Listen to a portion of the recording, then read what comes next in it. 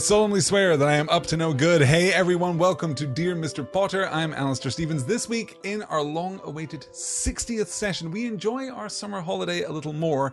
We spend a little time away from Hogwarts, and we visit with Wart, and with Kay, and with Merlin, and hey, why not Robin Hood, in the first half of T.H. White's The Sword in the Stone, the first book in The Once and Future King. This has been an absolutely lovely experience for me. I am very familiar with The Sword in the Stone. I read this book as a child and utterly loved it, but I had forgotten in the years since how delightful it is, how light on its feet it is, how deft and complex and willful it is. I'll admit I had to spend more than a little time with Dr. Google this afternoon trying to unravel some of the referential framework that T.H. White uses in the construction of, in particular, the first part of The Sword in the Stone. But this has been an absolute pleasure. I hope that you have all enjoyed it too. Of course, this novel may not be your first exposure, or your only exposure, or your primary exposure to The Sword in the Stone, because The Sword in the Stone was published in 1938. In 1939, adaptation rights were bought by Disney, who storyboarded the film a decade later. It took them a decade to get from the purchasing of the rights to this book to the storyboarding process that would lay out the film as an animated movie, and it didn't go into full production until 1960. It wasn't released until 1963, making The Sword in the Stone, by the way, the last Disney animated feature to be released before the death of Walt Disney himself. We are not, in the course of this discussion, going to talk about the movie. We're not going to talk about the film. We're going to talk about the novel. The movie and the novel, well, are, I suppose, closer than one might expect, right? There is a lot more overlap. I feel as though if you just watched the film and you said, oh, you know, this is based on the T.H. White novel from 1938, people would suspect that it had been adapted with a fairly liberal hand. And of course, in a sense, it has. But there is a lot of overlap between the movie and the book.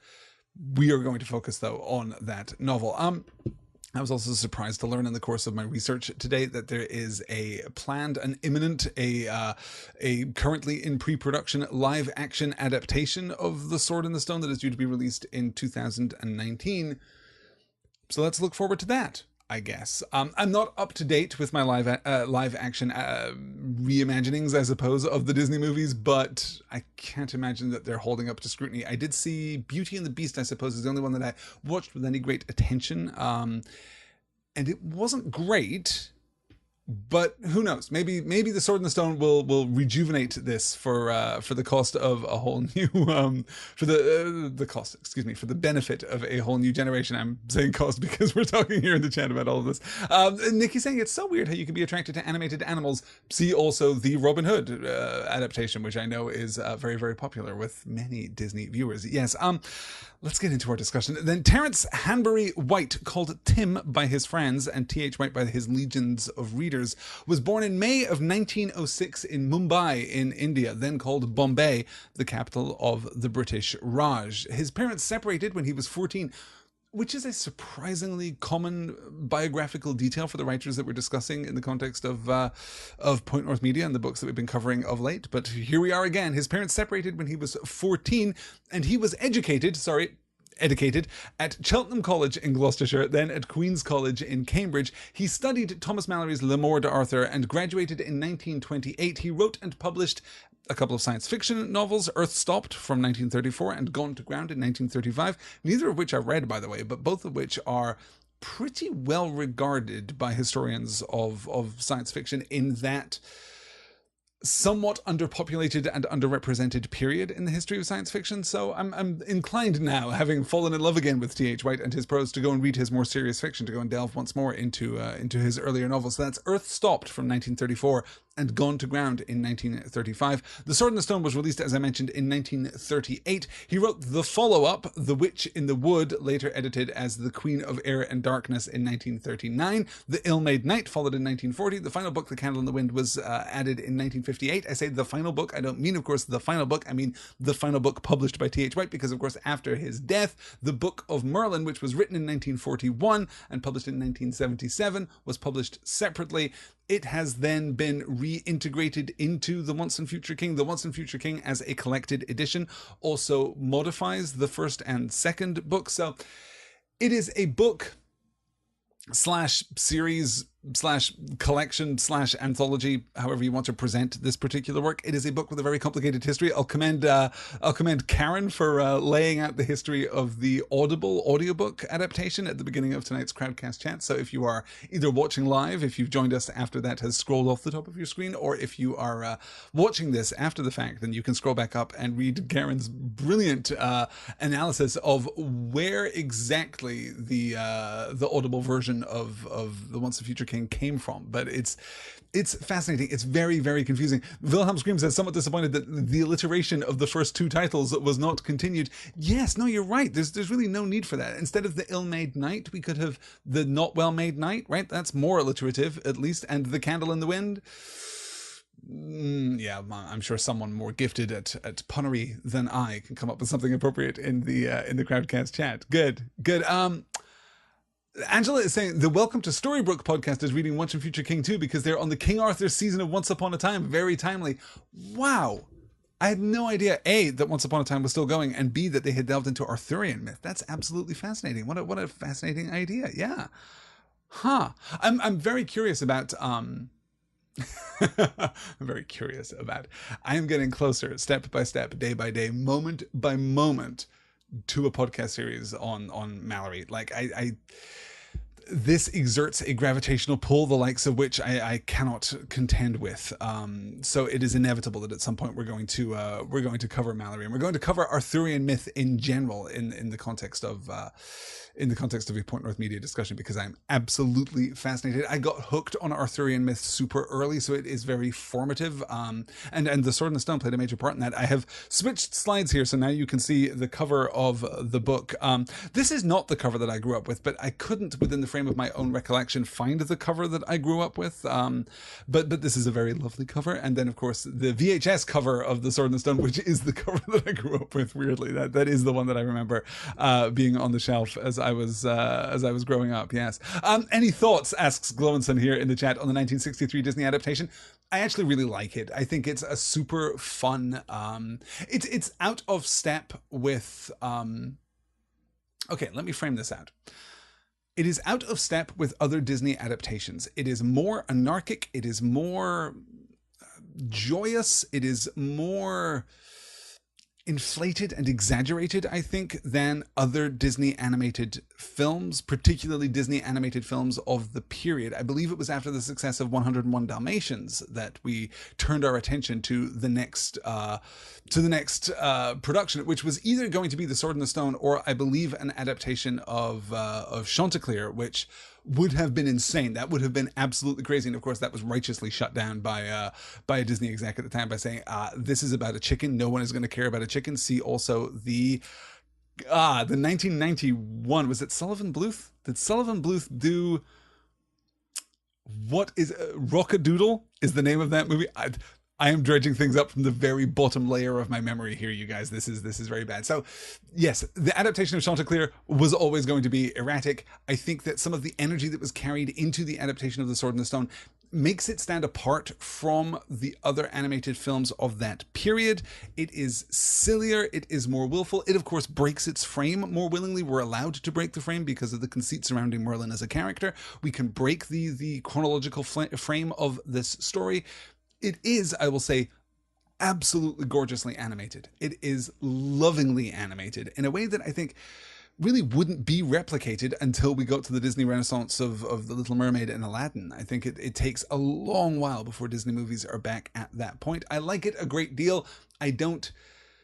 This is an interesting point of distinction, I suppose, that I'm not sure I've articulated before. I like it a great deal. I don't care about it. I don't invest myself in it. The Sword and the Stone as a movie was never that important to me growing up, and certainly isn't that important to me now, but I can both enjoy it and respect it. So yeah, it's a fun film, says Sarah here.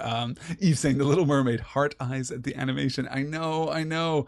Nikki saying, I still love that movie, it makes me laugh. And Angela saying Sword and the Stone is the one classic Disney I think I only saw a couple of times. Wow, interesting. Rockadoodle. Okay, I got it right. It was Rockadoodle. My memory is a weird and fickle thing. Let's move forward into our discussion. The reason we're talking about T.H. White, of course, is that he is one of the few writers credited by J.K. Rowling as offering a direct inspiration to Harry Potter. Of course, Dumbledore would not exist without Merlin, as we discussed at length in last week's session of Dear Mr. Potter. Dumbledore would not exist without the codification of this archetype in the modern world. Now, of course, Merlin existed as an archetype prior to T.H. White, but T.H. White softened him and made him relatable in a really interesting way, in a way that was utterly formative to British fantasy through the 20th century. So we wouldn't have Dumbledore without T.H. White's version of Merlin. I think it's probably fair to argue that we wouldn't have Gandalf in his ultimate incarnation without T.H. White's Merlin either. I think it's an enormously formative and important piece of writing, particularly in terms of 20th century British fantasy. As I mentioned last week when we were talking about the connection between Harry Potter and Neil Gaiman, the Books of Magic comic book series, Neil Gaiman rejected the idea that J.K. Rowling borrowed or stole from the Books of Magic series, which were initially published in 1990. Neil Gaiman rejected that idea out of hand and said, no, she didn't steal from me. I was under the impression that we were both stealing from T.H. White, which of course they absolutely were. If you are interested in the Books of Magic series, you should definitely read them. They're very good, but you should also check out The Unwritten, a comic book series written by Mike Carey, who has art.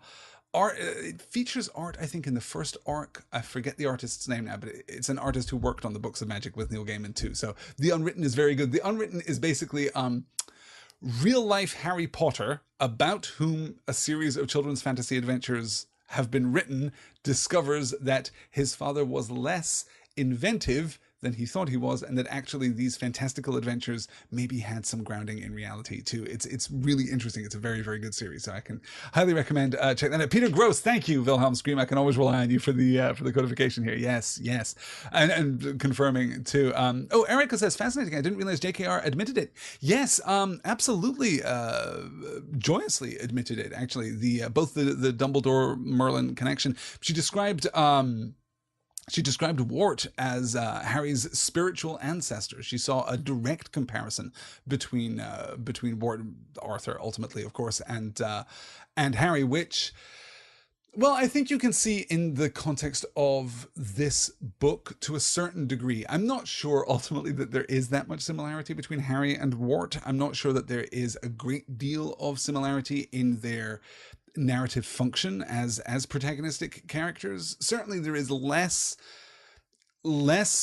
commonality between Wart and Harry than there is between, Mildred Hubble and Harry, as we discussed in last week's session on The Worst Witch. I think there's a certain amount of overlap there. This is distinct. This is something else. This is an archetypal stepping stone that leads J.K. Rowling, I'm sure, to the development of Harry Potter, but doesn't ultimately describe Harry's arc. There's a very different kind of archetypal role fulfilled by Wart as we move forward through the Once and Future King series, which I'm now very tempted to do, by the way. That may also be an access point for our discussion of Arthurian myth and Mallory. Right, let's get into our slides tonight then. I have pulled, I guess, something like 12 slides for the first half. We're going to cover chapters 1 to 12 of The Sword and the Stone this week, which takes us actually to a perfect breaking point, the perfect midpoint right at the heart of the book before we embark on more serious adventures in the back half. So this is going to play out beautifully. Erica saying here, I didn't see the connection between Harry and Wart before Alistair mentioned it, but I think they're similar in their mannerisms. When Wart meets Merlin, I could see Harry basically having all the same reactions. That, I think, is exactly it, Erica. I think that they share a certain narrative exceptionalism, though the focus of Wart's exceptionalism is very different than the focus on Harry's exceptionalism. Harry, of course, comes into his story full-formed, as it were, before he is even Harry Potter as a figure, as an individual, as a character in his own right. He is the boy who lived, and the inverse is true of Wart, of Arthur. He is nothing until he is suddenly something. These are inverted power structures within the frame of their own narrative, both very, very well leveraged, both very effective in our understanding of these characters, but very, very different. No, I think what Harry and Wart have in common is an innocence, and I'm using innocence here in the medieval sense, I suppose. We've talked about this, and now I genuinely don't remember if we talked about this in the context of Dear Mr. Potter or in the context of There and Back Again, my series on the works of Professor Tolkien, of course, because after a while all the podcasts start to blur together, you guys. But innocence in the medieval period, whether we are talking about this quasi-medieval reimagining of England in its heyday that we're getting from T.H. White in the context of The Sword and the Stone, or we're using the kind of the medieval referent that we get in the Harry Potter series, innocence there is a much more pure and admirable quality than it is in post-Renaissance, quote-unquote, modern work, right? If you believe in the post-Renaissance vision of the world, that is to say that the world is not just capable of getting better, but is actually getting better, that is actually improving, then worldliness is a virtue. To be connected to the world is to be a better person, because the world itself is perfectible. The world itself is improving step by step, day by day. So the closer you are to the world, the more worldly you are, the more admirable you are, the more virtuous you are, the more you are worthy of our respect. In the pre-Renaissance period, though, particularly in the medieval period, when we believe that we live in a fallen world and that our greatest days are behind us, to be worldly is actually a terrible thing. The closer you are to the world, the more fallen you are, the more compromised you are, the less virtuous you are. So innocence, therefore, particularly childlike innocence, the pure innocence, is actually something to be admired rather than something of which we might be suspicious, as we generally are in the modern world.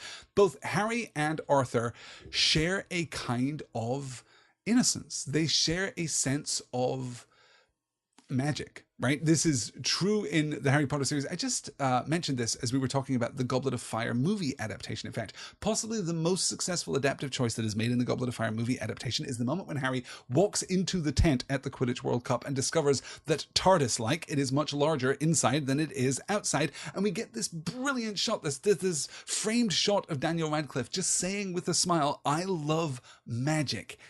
And it's a brilliant moment because, of course, Harry does love magic.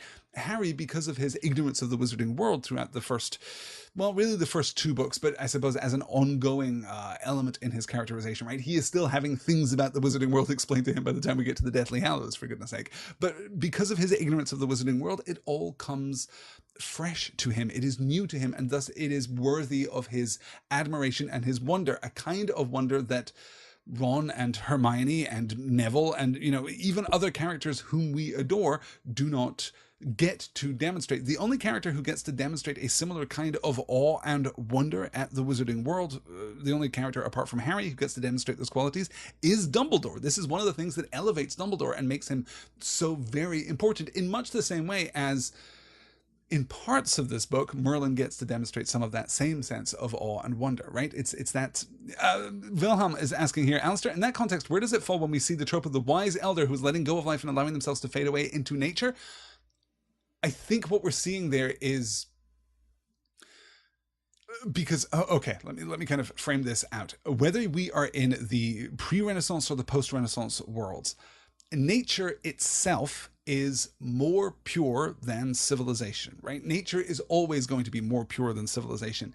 If you think about the kind of post-Renaissance rustic romanticism that came along in art and informed our understanding, right? As a response to the rise of industry, as a response to the Enlightenment, as a response to rationality, we turn again and again. The pendulum swings again and again back to romanticism, back to rusticism, back to the rural and the naturally beautiful, I suppose. When we see the giving up of society and culture in the context of, or in the sense that these are artificial things, which of course they are, but we don't always view them as artificial things, right? We oftentimes view society and community as very natural things in the evolution of human interaction. When we view these things as artificial and we give these things up so that we can return to a state of nature that is almost always a moving toward a more pure state of being, regardless of whether we are in a pre-Renaissance or post-Renaissance world, regardless of whether we believe that innocence is admirable and virtuous, or innocence is naive and to be viewed with skepticism and suspicion. I think I need to think more about that, though, Wilhelm. That's an interesting. That's a very interesting thought. The relationship in particular. let me think on that. Let me think on that, and we will talk about that again, I'm sure. Okay. Yeah, remembering that Wilhelm Scream continuing, remembering that even though I liked Thor Ragnarok, I do wish that Odin had just lain down to become a mountain or something instead of glittery stardust CGI preset number 5. Yes, the spoilers for Thor Ragnarok, I guess, for the first 10 minutes of Thor Ragnarok. The death of Odin on a clifftop in Norway is emotionally very effective, but it is metaphorically kind of weak. It is metaphorically flawed. It does not speak to Odin as a mythic figure. It does not speak to the underlying images and symbolism of Norse myth and Norse culture. Ultimately, it is thin in order to get us to our reveal. And of course, it doesn't help that entire sequence has been retro composited, I suppose. If you look at the trailer for Thor Ragnarok, of course, you'll see that the sequence in which Hela destroys Mjolnir actually takes place in what is clearly a New York back alley somewhere, and that has been changed out for the sequence on the cliff top there in Norway. It's thin stuff. That returning to nature.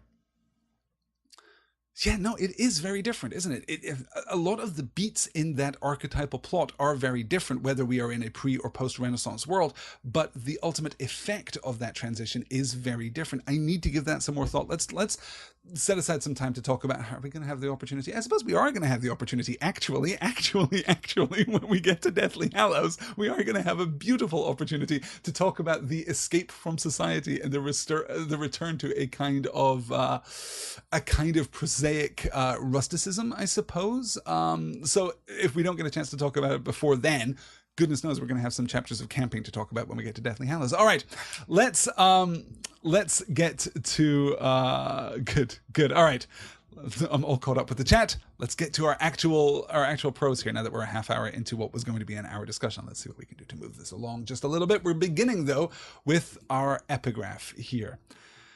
She is not any common earth, water, or wood, or air, but Merlin's Isle of Gramarye, where you and I will fare. This is, though it is often attributed to T.H. White, this is not an original composition by T.H. White. This is actually the last stanza of a poem called Puck's Song by Rudyard Kipling, taken from the poem Puck of Pook's Hill, published in 1906, the same year in which T.H. White was born. In this poem, and in the book as a whole, Puck, the archetypal woodland fairy, right? The archetypal elf Puck, best known, of course, for his appearance in A Midsummer Night's Dream, connects the physical geography of England to its history. He's showing by this progress through English history, specifically kind of brackets British history, because there's always that overlaying tension between what is British and what is English, and what is intended to be British and what is intended to be English. T.H. White pretty comprehensively, much in the mold of Professor Tolkien, speaking about an Englishness, a sense of Englishness in The Once and Future King, more than he is talking about a sense of Britishness, even though that comes into a certain kind of chronological anachronistic tension, I suppose, as we move forward through Once and Future King. Anyway, that is a topic for another time. But what happens in Puck's Song is this connection between the geography of England and its history in these defining moments of Hastings and the Doomsday Book and you know everything that flows thereafter. The preceding stanza, which I really wish had been pulled, reads like this: Trackway and camp and city lost, salt marsh where now is corn, old wars, old peace, old arts that cease, and so was England born. And then we move into, she is not any common earth, water or wood or air, but Merlin's Isle of Gramarye, where you and I will fare. So much has been lost, much has been eroded from the face of England, right? These great spots, these fields and streams and mountainsides where great events took place, these castles that have been torn down by war and by conflict and simply by the passing of years. Much of what made England England has now faded. Trackway and camp and city lost, salt marsh where now is corn, right? The turning of Britain to this agrarian landscape, to the enforcing upon the wildness of England with agriculture, right? Or by agriculture. Old wars, old peace, old arts that cease. these things have passed. There were wars, there were periods of peace, there were arts, there were things known and celebrated and reveled, there was culture, there was society here, and these things too have passed. And so was England born. These things, and again, just to remind you, we're crediting Kipling here with this, not T.H. White, but T.H. White is clearly referencing this idea too. It is in the passing of history that England itself is created. It is in the forgetting of history, the erosion of history, the fading of history from England's face, from England's green and pleasant land, if you will. It's funny that I mentioned Jerusalem in last week's show, and it is far more appropriate in this week's show. It is in the fading of this physical history that the myth of England is born. This is one of these points of comparison where I'm really inclined to talk about Professor Tolkien. Wilhelm Scream is asking, is anyone seeing the second slide yet? No, I didn't pull this for the slide because it's not actually included in the Once and Future King. It's not actually included in the Sword and the Stone. This is all taken from Kipling's original. So Trackwain Camp and City Lost, Salt Marsh where now is corn, old wars, old peace, old arts that cease, and so was England born. England is born in the fading of these things, and that brings us to this thought: she is not any common earth, water or wood or air, but Merlin's Isle of Gramarye, where you and I will fare. Gramarye is the English adoption of the old French word gramarye, meaning it's one of these fantastic French words, right? Because it means knowledge and learning. It is the root of the word grammar. That is, you had gramarye of Latin, you had an understanding of Latin, which meant that you understood Latin grammar. That is how these things kind of fit together. But gramarye simultaneously means sorcery and magic. So we are conflating in this brilliant, Tolkienian Sarumanic sense, we are conflating understanding and knowledge and magic and sorcery. We are not, as we so often do in the field of fantasy literature, drawing a distinction between understanding, between knowledge and magic. These two things are not in tension. These two things are not in tension in a way that J.K. Rowling would absolutely recognize. We've talked before about the way in which J.K. Rowling's system or systems of magic, and the more that I think about this, we're definitely going to talk about this when we talk about Order of Phoenix in just a couple of weeks' time. The more that I think about J.K. Rowling's system of magic, the more I am convinced that there isn't a system of magic. What there is an overlapping network of systems of magic. I am starting to be convinced, not least of all by the free mobile game, the game that you can play on your phone, Harry Potter Hogwarts Mystery, which I'm still continuing to play every couple of days, which is surprising me more than it's surprising anyone else, let me tell you. But the way that game very quietly and subtextually approaches the mechanics of magic has really made me think, has made me come to the conclusion, in fact, that charms and jinxes and spells and potions are all, in fact, different kinds of magic. All of this is to say that magic at Hogwarts is strictly rationalistic, whether we're talking about potions or we're talking, well, I guess, okay, with the exception of divination, which is the one kind of magic at Hogwarts which seems to function somewhat differently. But all of the other schools of magic presented to us within the bounds of Hogwarts are strictly rationalistic. They are scientific. We can learn more and they have reproducible effects. We can understand them and we can refine them. We can develop them. We can study them. They work like science. And that is absolutely a perspective that is presented to us here by that use of gramarye here, right? But Merlin's Isle of Gramarye, this isle of simultaneously magic and sorcery and knowledge and understanding, that is where we will fare. That is where we will go. That is where we will be. Yes, good. We'd love to do Gallivant against the literary history. Wow, says I'll credit Sarah in the chat with that. Wow, Gallivant is one of the most outrageously silly things that I have ever seen. It is... it is one of these weird things that is pretty comprehensively like not to my taste at all, and yet I can't help but find it somewhat irrepressibly charming. I took against Gallivant hard the first time that I watched it, and I guess Gallivant... I've no idea. Is Gallivant still running? It came out around the time that the first season of Crazy Ex-Girlfriend came out, two kind of musical shows presented at the same time. And Crazy Ex-Girlfriend won me over immediately and then faded very, very fast. And Gallivant may have ultimately the opposite trajectory in my experience. Yeah, I'll pull back around to that. Oh, it's not, says Sarah. It was cancelled after 2 seasons. I'm sorry to hear that. Yeah, that's too bad. Too bad. All right, let me move on. Wow, that's a very odd effect that just happened there. Okay, forgive me. I'm having some technical troubles here, but everything seems to be working all as well. Hey, how about we move on to a second slide? What do you say? Let's do that. So I will say, obviously, that the connecting back by T.H. White of England to its mythic past is a brilliant point of connection, right? This is a hybrid session now between Dear Mr. Potter and There and Back Again, because of course that was Professor Tolkien's foundational intent when he crafted the Silmarillion, when he crafted the basis of his Legendarium, when he came up with these stories that would eventually lead us to The Hobbit and to The Lord of the Rings. It was with the intent of creating a comprehensive and aggregate mythology for England. And while T.H. White is doing less of the original creative heavy lifting, because he's cribbing Mallory and cribbing the Arthurian romances of the medieval period, he is nonetheless integrating them rather beautifully with a uniquely modern perspective. There's a ton there to appreciate. We know from...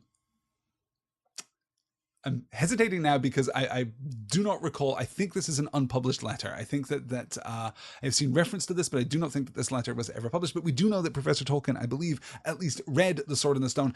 I do not think that he ever provided a commentary upon it or a review of it. I'm not sure that we know what Professor Tolkien thought of The Sword in the Stone.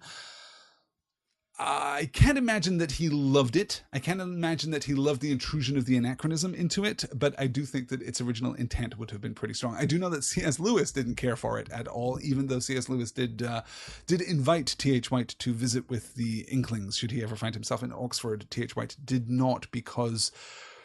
well, I should probably have mentioned this a little earlier. I suppose T.H. White had a very complicated personal life and a fairly unhappy personal life, I suppose. It was definitely complicated by the separation of his parents as a child. There was some speculation in the years following his death that T.H. White may have been a closeted homosexual, which of course would have been an enormously controversial thing during the mid-century period in which he was at the height of his popularity. That has been contested. That has been questioned. We're not entirely sure, about T.H. White's romantic or sexual inclinations, if indeed he possessed any romantic or sexual inclinations. But certainly he was a somewhat isolated and lonely figure. I think that seems to be true, regardless of how we read his biography. Anyway, all of that aside, let's get into the slide that I have presented here with Wart's education. This is the very beginning of the book. On Mondays, Wednesdays, and Fridays, it was court hand and summary logicalis, while the rest of the week it was organon, repetition, and astrology. The governess was always getting muddled by her astrolabe, and when she got especially muddled, she would take it out on the Wart by rapping his knuckles. She did not rap Kay's knuckles, because when Kay grew older, he would be Sir Kay, the master of the estate.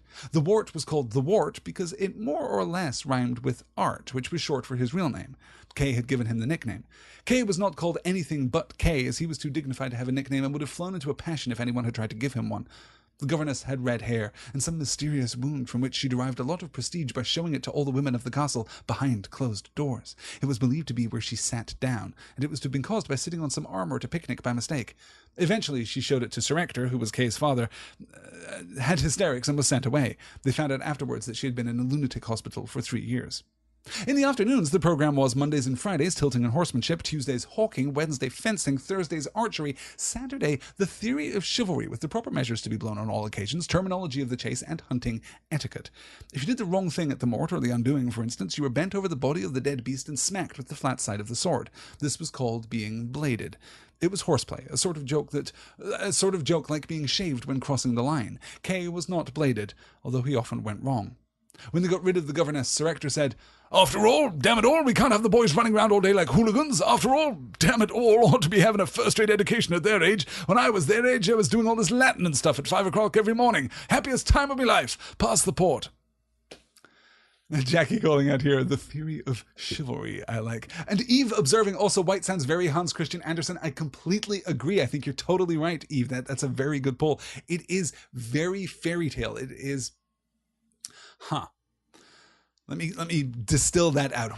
In what way is T.H. White like Hans Christian Andersen? It is a fairy tale sensibility, a fairy tale subject matter, certainly, and a kind of fairy tale tonality coupled with a contemporary, if not, modern, a contemporary kind of vocabulary and perspective.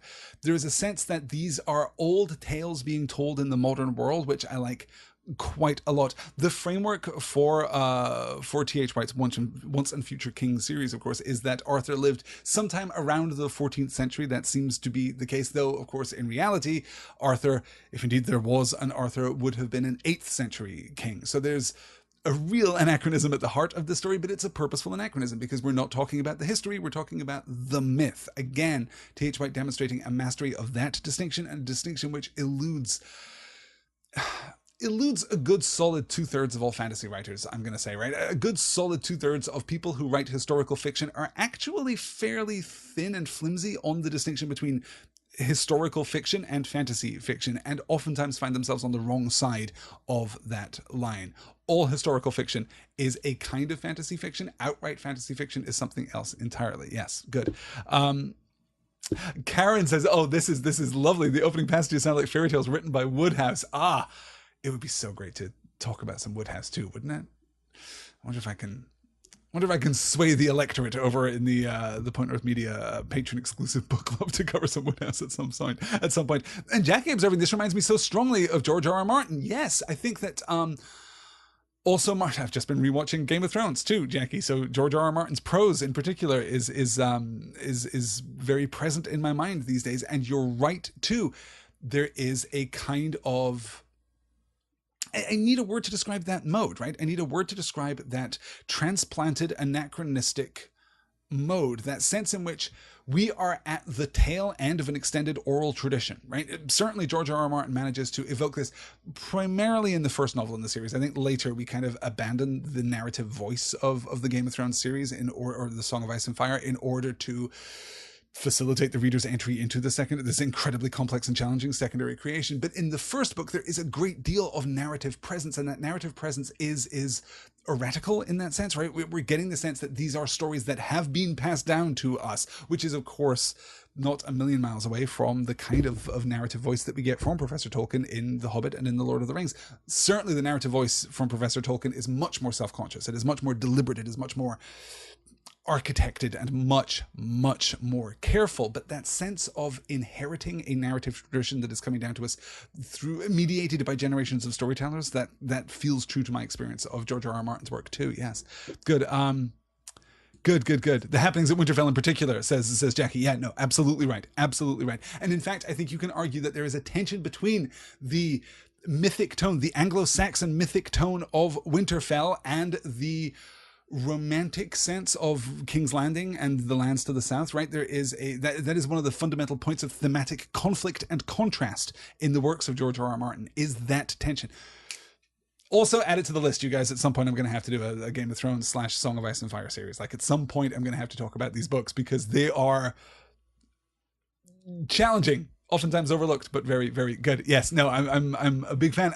Let's break this down just a little bit here. Court hand, of course, writing the handwriting. What do you call it in the United States? This is not a term that cursive. You call it cursive here in the United States, which I know is technically the term used for it all across the world, but never a term that I used growing up. Certainly when I was learning my handwriting. So court hand, simile logicalis is fascinating. This is one of the things that sent me scurrying off to Google today, because this is one of those moments when T.H. White uses a very specific reference that is utterly anachronistic and gives you almost no contextual insight. This is the Tractatus. He's talking about the Tractatus. He's talking about a medieval textbook on Aristotle's approach to logic, which was written by Peter of Spain, presumably sometime in the 13th century. This is a very famous medieval logic textbook, in effect. It has that in similarity, in fact, with the Organon. So Wednesdays and Fridays it was court hand and simile logicalis, while the rest of the week it was the Organon, repetition, and astrology. Astrology, of course, the studying of stars and divination in the broader sense. Repetition, simply the learning by rote of historical dates or of mathematics mathematics or of other elements, just the constant repetition, that approach to didactic schooling, I suppose. Organon, though, is the study of the 6 texts which actually make up the heart of Aristotle's approach to logic. So this is not a textbook about Aristotle's approach to logic. These are translated forms of Aristotle's original text. This is the categories and on interpretation and the prior analytics and the posterior analytics and the topics and the sophistical refutations. This is my wheelhouse. Some of you may not know that I actually studied philosophy at university as well as English. So Aristotle is my guy. Aristotle's approach to logic in particular is my guy, is my jam. That is my wheelhouse. So kind of thrilling to have this analysis here. We're talking here about abstract knowledge, though. We're talking here about the abstract understanding of logic and ultimately the abstract application of logic. These are not the lessons that Wart is going to learn. These are not the lessons that are going to inform his real life. His tutelage under Merlin is going to be very different. It is going to be experiential. It is going to be much more directly applicable. It is going to be every bit as grand, every bit as thoughtful, and if not considered, then at least every bit as complex. But it is not going to be so stuffy here. There is a really great pull here too as we move into the second paragraph. In the afternoons, the program was Mondays and Fridays tilting and horsemanship, right? Riding and jousting, in effect. Tilting is the control of the lance when you are on horseback. Tuesdays, hawking. Wednesday, fencing. Thursdays, archery. So we're getting like all of the martial skills that we would associate with knighthood, knights and knighthood. Saturdays, the theory of chivalry.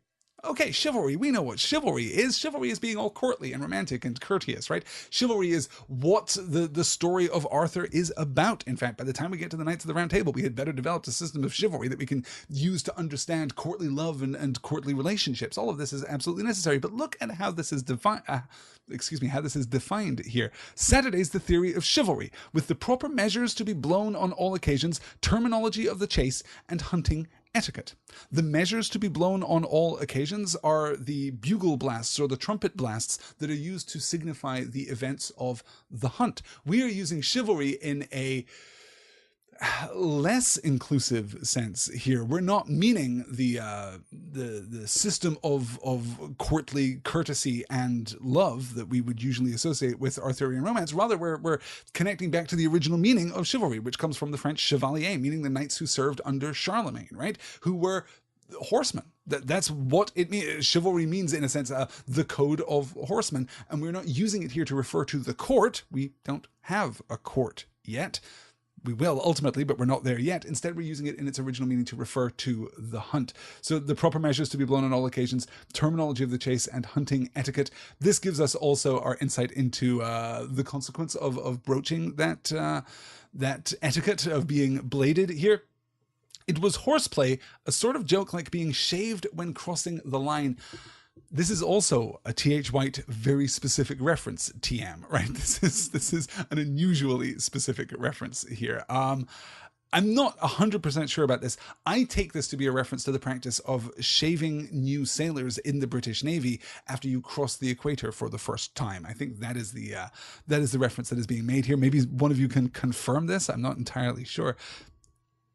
Okay, forgive me. I'm having a weird power fluctuation here, which is knocking out my second monitor. Let me, okay, I think it's working, but if you're seeing the light change on my face as I'm doing this, that is why that is happening. Yeah, let me see. Karen's correct. Karen is saying that is correct. Excellent. Good.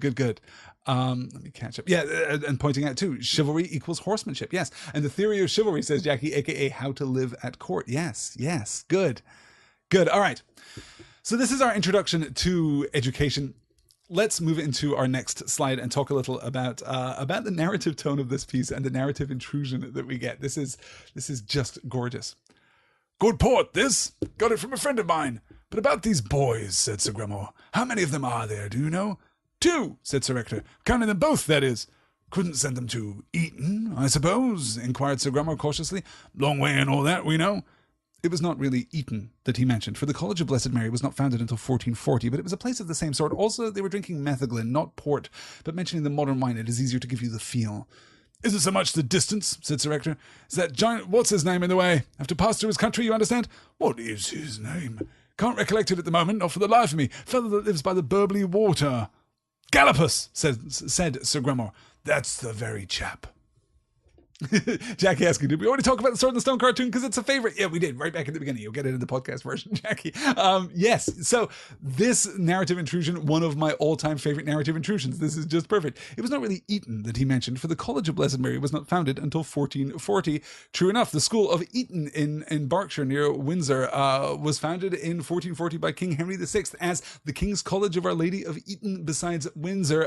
Metheglin here is, of course, mead. That's one of the Anglo-Saxon formulations of mead, fermented honey and water. So they were not drinking port, which is more civil, more modern, more worldly. They were in fact drinking mead. But by mentioning the modern wine, it is easier to give you the feel. You may not know what it is like to sit in a mead hall drinking mead, as our Anglo-Saxon forebears certainly did.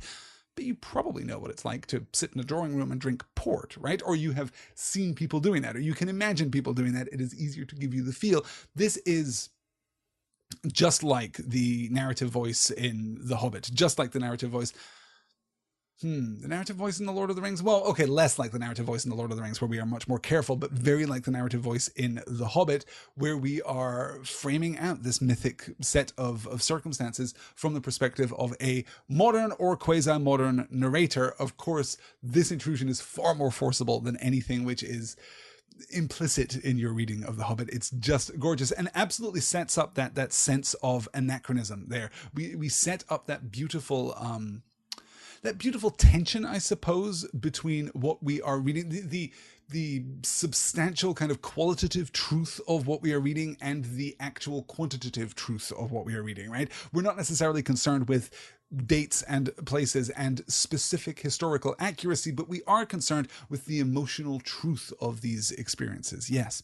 A lot of people in my area are into mead, says Jackie. A lot of people are very into mead in general. I have partaken of some mead in my time, and it's very, very pleasant. There is also in the northeast of Scotland, from whence I hail, there is a tradition of distilling whiskey with honey, which gives a not dissimilar experience. But if you're ever in the northeast of Scotland on the banks of the Spain, you have the opportunity to try stag's breath in particular, then I strongly recommend checking that stuff out. It's very, very good and very, very dangerous. Yes, good. Eric is saying, I love this scene because they absolutely cannot hold a straight conversation, getting really drunk and merry. This is the other thing that I love about T.H. White is his mastery over incidental dialogue. It does, at a couple of points, devolve into kind of sketch show script writing. You can see why, as I mentioned back at the beginning of tonight's discussion, T.H. White attended Cambridge, and in so doing, presumably inspired those who attended Cambridge after him, including the Cambridge Footlights tradition and the performers of Monty Python's Flying Circus, right? There is a very Python-esque read to some of the attributed dialogue, to some of the back and forth in particular that we get from the characters in The Sword and the Stone. Yes. Good. Okay, let's keep moving forward. There is actually, I didn't pull it on a slide, but there is a brief beat before we get into the forest after Kay loses the hawk. There is a brief beat here that I wanted to quote. It was July, and real July weather, such as they had in old England. Everybody went bright brown like red Indians, with startling teeth and flashing eyes. The dogs moved about with their tongues hanging out, or lay panting in bits of shade. That's a quote from just a little later than the slide that we're looking at right now. And it made me want to pull out two brief observations, I should say, rather. Okay, Red Indians is politically incorrect from the modern perspective. It is problematic, but not necessarily a huge stumbling block for the reader of this book. There is a much larger stumbling block for the modern reader of this book, of course, and that is the inclusion of the N-word in this book, which is really super weird. It is a very weird inclusion. It is, of course, we can make all the usual, provisions and disclaimers around the time in which this book was written and the time in which, T.H. White grew up and the emotional connotative value of that word in that time, in that place. Yeah, we can make all of those disclaimers as we usually do, but we can also observe that it is weirdly out of place in this book and really made me hesitate while reading this again. Yeah, it's pretty tough. Eve saying, something that has been driving me nuts for like 10 minutes. I think in school they used to call cursive handwriting and regular handwriting printing, and I couldn't remember it until just now. I just knew I grew up thinking of it as something else. Huh. How weird. I guess, yeah, when I was learning handwriting at school, we learned handwriting, which is cursive, and we learned printing, which is, block capitals or very clear and distinct lowercase. I was old enough, I suppose, that I didn't touch a computer in the classroom until I was 6, 7, something like that, when I guess the first time I touched a computer was to do logo from a BBC Micro back in the day. But yeah. Yeah, Eve's saying that's what I mean. Cursive was handwriting and the other was printing. Yes, I would never use handwriting to describe like printing. That feels to me like a very different skill. I think handwriting is the skill of, I suppose, technically writing by hand, but writing in a fair hand, to go back to that. Yes, yeah. Angela pointing out too, I felt the Red Indians references were weird because it's a British writer. Yes, though, there was a push for popular cowboy fiction and popular Western fiction in Britain at the time too, throughout the really kind of 1935 to, well, I'm not entirely sure when that faded out, actually, because that was certainly still popular by the time we got to the post-war Western popularity up to 1950. So it may have been popular throughout that entire period. It may have kind of ebbed and flowed through that period. But yeah, from 1930, certainly through 1935, when T.H. White would have been, putting together the material to write The Sword in the Stone, then yeah, there's a real tradition of Western fiction and the threat of the Red Indian there too. Yeah. And Karen saying, I found people still saying Red Indian when I arrived in the UK in the early 1980s. Yes, no, absolutely. Yeah. Wilhelm Scream's first computer was a Trash 80. Trash 80s are pretty good, I gotta tell you.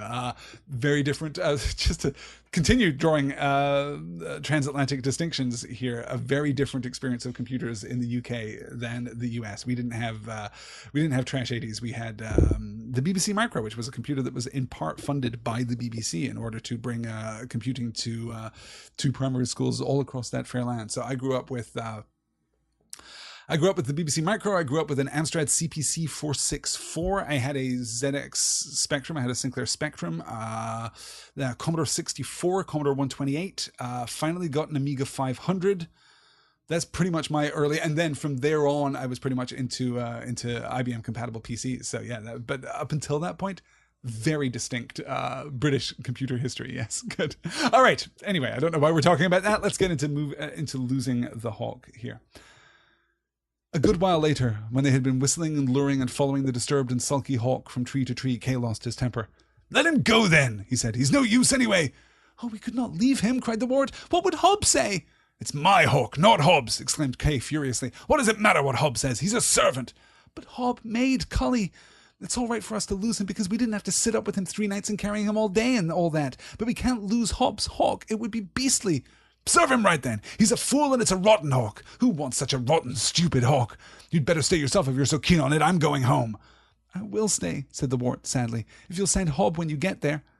Kay began walking off in the wrong direction, raging in his heart because he knew he had flown the bird when he was not properly in Yannick, and the wart had to shout after him the right way. Then the latter sat down under the tree and looked up at Cully like a cat watching a sparrow with his heart beating fast. It was well enough for Kay, who was not really keen on hawking except insofar as it was the proper occupation for a boy in his station of life, but the wart had some of the falconer's feelings, and knew that a lost hawk was the greatest possible calamity. He knew that Hob had worked on Cully for the 14 hours a day to teach him his trade, and that his work had been like Jacob's struggle with the angel. When Cully was lost, a part of Hob would be lost too. The wart didn't care to face the look of reproach which would be in the falconer's eye after all that he had tried to teach them. This is just lovely, just absolutely lovely, I think. A great insight into what we expect from the wart, right? What we expect from our hero, even at this point already our hero, already the protagonist of this text, already the protagonist of the story in both an historical and in a contemporary sense, right? Wart is introduced to us in a very favorable light. Kay is there right from the jump as our antagonist in exactly the same way as Ethel was introduced as our antagonist back when we were discussing The Worst Witch last week, or Draco, I suppose, right? The distinction between our protagonist, someone with pluck and with courage and with integrity, but someone who is not occupying the proper position on the social scale, and Draco Malfoy or Ethel in The Worst Witch, or in this instance Kay, right? It was well enough for Kay, who was not really keen on hawking except insofar as it was the proper occupation for a boy in his station of life, right? Kay is going to grow up to be Sir Kay someday. He's got everything. He's got the privilege here, right? He's got everything that he needs in order to be a success, and that's going to be a little different. Yeah. It's called empathy, Kay, says Nikki. Well, of course, Kay has already at this point referred to Hob as a villain, using the word villain in the proper medieval sense, meaning a feudal tenant farmer, right? He is a vassal, if you like, of Kay's father, Sir Ector. So Kay has already discounted Hobbes' importance here. Oh, the other word that I wanted to pull out here, because it's another very specific and arcane word, I had to go and look this one up myself, was properly in Yarok. Yarok comes into English from the Persian yaraki. I hope I'm pronouncing that correctly. The Persian word yaraki, meaning power, strength, ability, and boldness. It is a word that is used specifically in hawking to denote a bird's state of readiness, I suppose. If a bird is in yarach, then a bird is ready to hunt. It is possessed of power and strength, ability and boldness. It is a really great word, a really great term, and something that I'm going to strive to use in the future. Let me see. Angela's saying, I was so worried for Wart and the Hawk during the scene. A full physical anxious reaction. I was so surprised by this response. I like this a lot. This empathy here is very powerful. It's explored in a superficial way, of course, in the dialogue sequence. But Hob made Cully, it's all right for us to lose him because we didn't have to sit up with him 3 nights and carry him all day and all that, but we can't lose Hob's hawk. It would be beastly. Even after Kay has responded furiously, it is my hawk, not Hob's. And of course, it is in a sense Kay's hawk. That is to say that Cully belongs to Kay, but Cully is of Hob. Cully was created by Hob. That's what we get down at the bottom here. He knew that Hob had worked on Cully for 14 hours a day to teach him his trade, and that his work had been like Jacob's struggle with the angel. When Cully was lost, a part of Hob would be lost too. We are invested in the things that we create, and if you want to draw a connection back to the works of Professor Tolkien, then you absolutely can here. We invest a portion of our power into our subcreative acts. Now, of course, Professor Tolkien generally associates this with acts of evil. In true and pure subcreation, we don't invest a part of ourselves in our subcreation. We don't invest our own power, because all that we are doing is allowing the passage of the creative power of God, right? The creative power of God passes through us into our secondary creation and thus gives it life. If we invest ourselves in our subcreative task, then we are actually cut off, or we do so because we are cut off from the original light of creation, and thus that is a symbol or a signal that we have gone awry somewhere. That doesn't seem to be what T.H. White is saying at all. He's taking a much more traditional approach to the creative art. That is to say that he is approaching creativity as though it is a product of the creative will, that when we create, as Hob has created Cully, right? And we're not necessarily talking about artistry here. We're talking about the imparting of attention and of focus and of energy, right? We are simply pouring ourselves into something. Hob has poured himself into the training of Cully, into the creation of Cully. Thus, Cully is a part of Hob, or contains a part of Hob. That a part will be lost. Something will be lost in that transit, which is just gorgeous. All right, let's keep moving ever onward.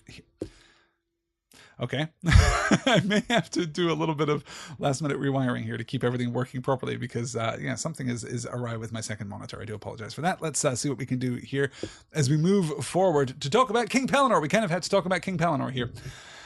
There was a clearing in the forest, a wide sward of moonlit grass where the white rays shone full upon the tree trunks on the opposite side. These trees were beeches, whose trunks were always more beautiful in a pearly light, and among the beeches there was the smallest movement and a silvery clink. Before the clink there were just beeches, but immediately afterwards there was a knight in full armor, standing still and silent and unearthly among the majestic trunks. He was mounted on an enormous white horse that stood as rapt as its master, and he carried in his right hand, with its butt resting on the stirrup, a high, smooth jousting lance, which stood up among the tree stumps, higher and higher till it was outlined against the velvet sky. All was moonlit, all silver, too beautiful to describe.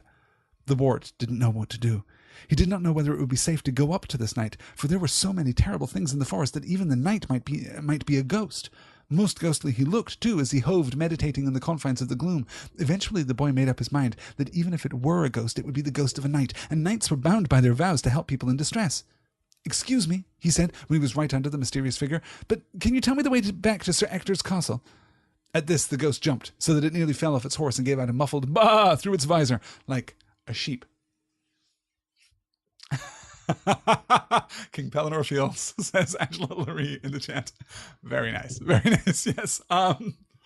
This is lovely. Of course, we're doing a traditional bit of comparison here. The unearthly appearance of King Pellinor here in the forest is symbolic or emblematic, reminiscent, I suppose, of the appearance of elves, right? If you're familiar with your fairy tales, if you're familiar with your fairy stories and you're reading this passage, then you're probably put in mind of Sir Gawain and the Green Knight. You're probably put in mind of traditional, sometimes Arthurian fairy stories. This certainly has that same sense to it. The connection between between this mysterious night, so ghostly seeming, so unearthly seeming, and the moonlight certainly draws that connection. The sudden appearance of Sir Pellinor here, of King Pellinor, excuse me, the sudden appearance here in this clearing absolutely speaks to that connection too. Yeah. Erica says, King Pellinor reminds me of one of those kings who everyone thinks is a disaster and who was never supposed to be the king. Either that or he's crazy and isn't actually a king. Oh, and Jackie calling out the Forbidden Forest, right? Yes, again, we're using the forest in the way that the forest is used all the time in fantasy novels. It is used as a transliminal space. It is used as an entry into fairy. When you enter the forest, you are transported into another world. That is true of Harry in the Harry Potter books, of course, and it is certainly true of the wart here in The Sword and the Stone. Hoved here is an odd one. Most ghostly he looked too as he hoved, meditating on the confines of the gloom. I'm not sure the meaning of hoved in this context. It seems to possibly be, if you go looking into like attestations of the word hoved, it may be an archaic form of hovered. That is to imply that he is floating here in the gloom. But it's an odd one. Again, another bit of T.H. White odd vocabulary here. You've got to love to Wart's, again, innocence, right? To draw this back to our earlier conversation about what it is that distinguishes Wart and Harry and the Worst Witch too, if you like, of Mildred Hubble there too. The Wart did not know what to do. He did not know whether it would be safe to go up to this knight, for there were so many terrible things in the forest that even the knight might be a ghost, right? So there's this ghostly apparition that is already described as a ghostly apparition. It is unearthly. It is a terrible thing. All was moonlit, all silver, too beautiful to describe. This unearthly apparition appears before him, and he thinks, maybe I shouldn't go over there because there's a chance that this knight might be a ghost. This forest is so full of weird things. It might be maybe a ghost. He did not know whether it would be safe to go up to this knight, for there were so many terrible things in the forest that even the knight might be a ghost. Most ghostly he looked too as he hoved, meditating on the confines of the gloom. Eventually the boy made up his mind that even if it were a ghost, it would be the ghost of a knight, and knights were bound by their vows to help people in distress. So, it might be a ghost. Oh, but it's okay, because if it's a ghost, then it's the ghost of a knight, and knights are bound by oaths to help and be chivalrous and so on and so forth. And that is enough for the Wart. That is enough for Arthur to cross this clearing and to address King Pellinor directly.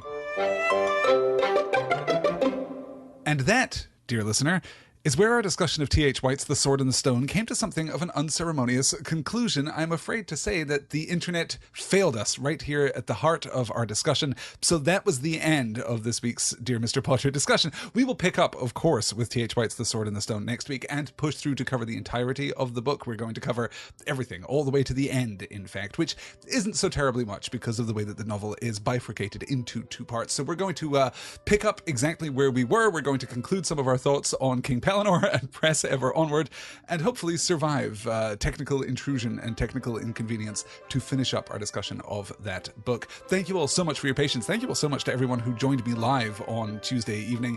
I hope you all had a wonderful, safe, happy 4th of July. I will talk to you all again next Tuesday. Until then, mischief managed.